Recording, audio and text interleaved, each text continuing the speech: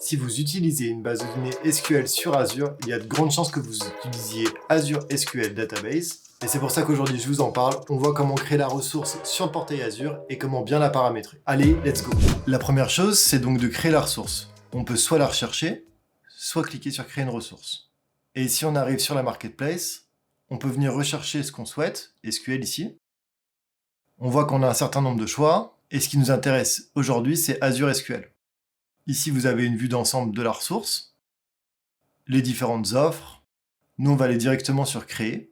Pour pouvoir déployer SQL sur Azure, je vois qu'il y a 3 options qui s'offrent à moi. Les bases de données SQL, les instances managées ou les machines virtuelles. Si vous voulez en savoir plus, dans Afficher les détails, je vais avoir du détail sur le type de ressources que je peux créer pour chaque solution. Donc typiquement, pour les bases de données SQL, je peux créer soit une base de données unique, soit un pool élastique, soit un serveur de base de données. Et les serveurs de base de données permettent simplement en fait de gérer des groupes de bases de données uniques ou ce qu'on a vu tout à l'heure, les pools élastiques. Et donc notre base de données SQL va être attachée à un serveur. Dans notre cas, on va venir créer une base de données unique. Mais vous le voyez ici, on aurait pu créer d'autres types de ressources. Et donc là, c'est l'interface de création. On voit qu'on va remplir un certain nombre d'informations jusqu'à la validation et donc la création de la ressource. Petite parenthèse, on utilise le portail Azure pour créer la ressource, mais on aurait également pu le créer de d'autres manières, via PowerShell, via Azure CLI ou encore via des templates ARM. Et on commence par les informations de base. Donc on va sélectionner au tout début un abonnement. Donc ici, Sub Dataseito PPR01. Mon groupe de ressources, j'en ai pas encore un, et je vais le nommer RG Dataseito PPR01. Pour le nom des ressources, Microsoft vous partage un certain nombre de bonnes pratiques, et notamment sur les conventions de nommage. Si ça vous intéresse, le lien est dans la description. Ensuite, on me demande le nom de la base de données. Je vais l'appeler SQLDB Dataseito PPR. Et ensuite, on me demande de créer un serveur. Je n'en ai pas, donc je vais en créer un nouveau. On va entrer le nom du serveur. On sélectionne un emplacement. En l'occurrence, je me trouve en France centrale, donc c'est ce que je vais choisir pour que les ressources soient au plus près de mon utilisation. Et en dessous, on me demande pour l'authentification. Je peux utiliser soit l'Azure Active Directory, donc l'Azure AD, soit Azure SQL et l'Azure AD, soit uniquement l'authentification SQL. Concrètement, l'objectif, ça va être de créer donc un administrateur pour notre serveur, et pour l'exemple, je vais utiliser l'authentification SQL. On me demande de rentrer un identifiant, un mot de passe, et de le confirmer. À présent, je peux cliquer sur OK pour créer mon serveur. Et on voit ici qu'il est donc renseigné. Ensuite, on nous demande si on va utiliser un pool élastique SQL. On va répondre non. Quel environnement de travail on va avoir? Ici, c'est un environnement de développement, donc on va laisser cette option-là. Calcul et stockage. Donc ça va nous permettre ici de définir le niveau de performance que l'on souhaite pour notre base SQL. Et on peut évidemment le configurer. Dans Azure, vous aurez 2 modèles de pricing. Le premier modèle d'achat Vcore et le deuxième en DTU. Vcore dans lequel le storage et le CPU peuvent être configurés indépendamment. Et on voit qu'on a différentes options, usage général, hyperscale ou critique pour l'entreprise, donc qui vont s'adapter à vos différents besoins.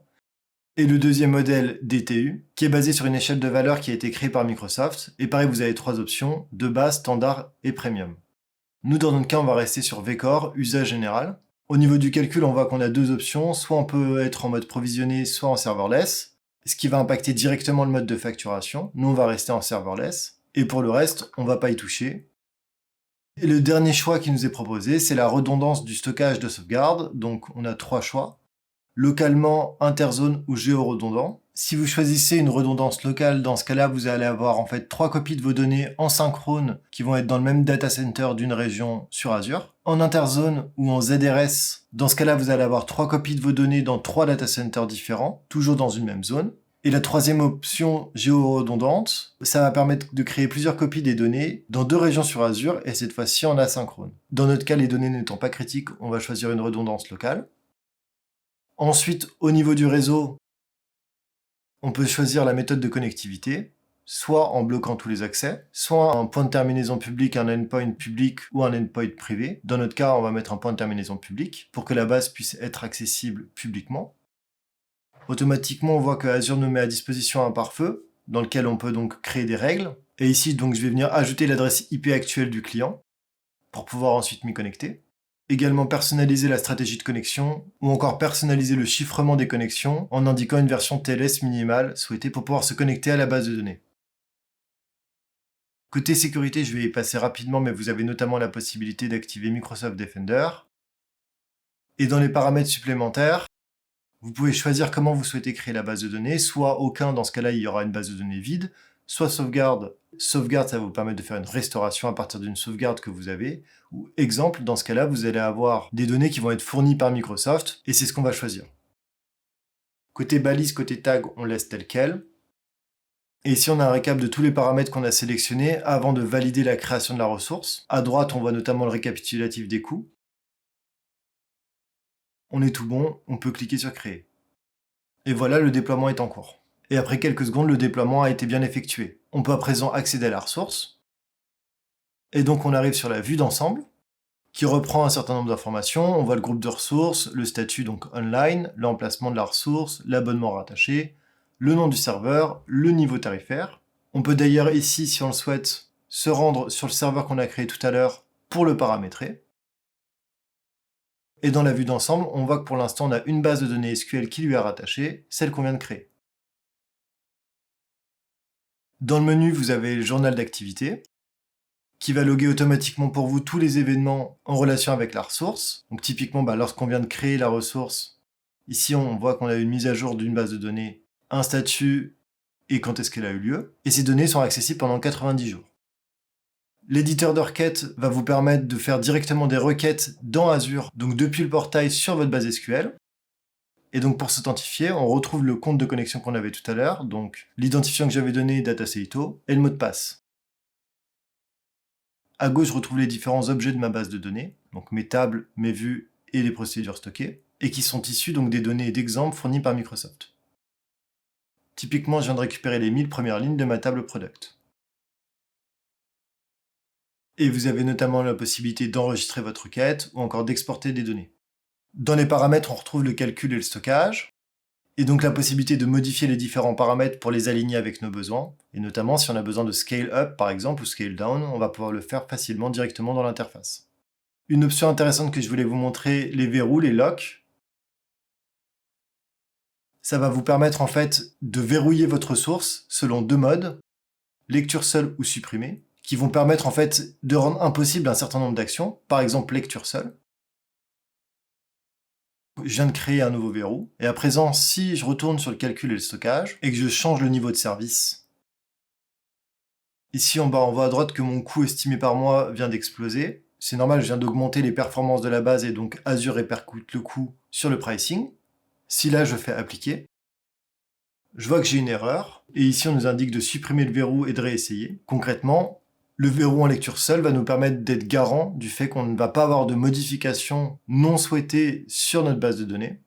Pour la suppression, c'est exactement le même modèle, ça va nous permettre de mettre un verrou pour être certain que la ressource ne puisse pas être supprimée. Si on retourne sur le menu, on voit qu'il y a plein d'autres options, sur la gestion des données, sur l'intégration, une intégration directe avec la Power Platform et notamment Power BI et Power Apps. Côté sécurité, on a un certain nombre d'options, et dont une dynamique data masking qui me paraît être intéressante à vous présenter. Elle va vous permettre de limiter l'exposition des données sensibles en la masquant à certains utilisateurs. Si par exemple sur l'email adresse, j'ajoute un masque, ici je peux voir que je peux masquer le format des champs, par exemple en décidant que c'est une adresse de messagerie pour qu'elle n'apparaisse plus sous la forme complète. Et donc si je mets à jour, à présent les données vont être protégées. Dernière chose que je souhaitais vous montrer, vous avez la possibilité de créer des alertes, donc pour une ou plusieurs ressources, de définir un scope et une ou plusieurs alertes. Par exemple, si le CPU est supérieur à 80% pendant 1, 2, 5 minutes, dans ce cas-là, une alerte va être envoyée par email ou SMS à un groupe de personnes sélectionnées. Certaines options, comme les accès ou le pare-feu qu'on a vu tout à l'heure, ne sont pas accessibles directement. Pour ça, il faut aller au niveau du serveur. Dans contrôle d'accès IAM, vous allez pouvoir ajouter des rôles, donc ajouter des accès selon le type d'utilisateur que vous allez avoir. Moi, dans mon cas, je suis propriétaire owner sur la ressource, donc j'ai la possibilité de la modifier, de la supprimer ou encore de donner des accès dessus. Et enfin, pour le pare-feu, si on va dans mise en réseau, ici on a la possibilité donc de désactiver ou non l'accès à un réseau public, et également d'ajouter des règles pour whitelister certaines adresses IP, comme je l'ai fait tout à l'heure en ajoutant l'IP de mon client. Maintenant que la ressource est créée et paramétrée sur Azure, vous allez pouvoir vous connecter dessus avec SSMS, SQL Server Management Studio ou encore Power BI pour exploiter ces données et les visualiser. N'hésitez pas si vous avez des questions à les mettre en commentaire et je vous dis à très vite sur Dataseito. Ciao!